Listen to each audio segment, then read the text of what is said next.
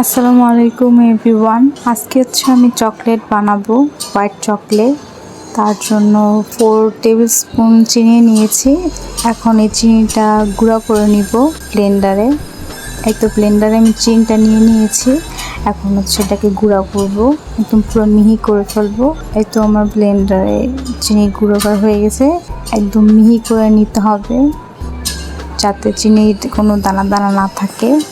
যাদের বাসায় ব্লেন্ডার নেই তারা পাটাতে পিষে নিতে পারেন।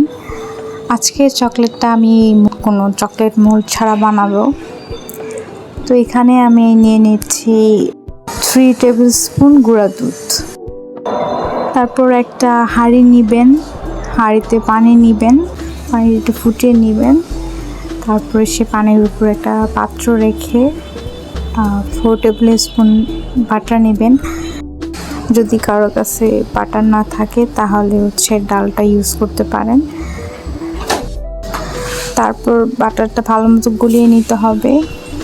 বাটারটা গলে যাওয়ার পর আস্তে আস্তে আমাদের শুকনো উপকরণগুলো দিতে হবে। প্রথমে চিনি দিতে হবে, চিনিটা ভালো মতো বাটারের সাথে মিক্স করতে হবে। মিক্সড হয়ে যাওয়ার পরে গুঁড়া দুধগুলো দিয়ে ভালো মতো মিক্স করতে হবে। এ পর্যায়ে এসে চুলার আঁচটা একটু কমিয়ে দিতে হবে।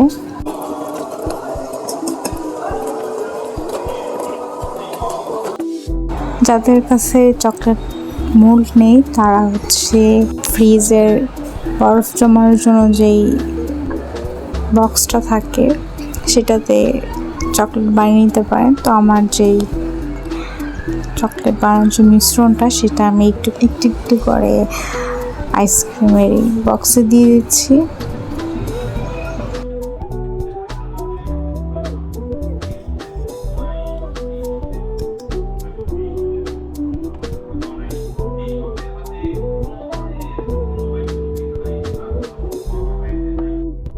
আমার চকলেটের মিশ্রণটা ঢালা শেষ। এখন ফ্রিজে রেখে দিব।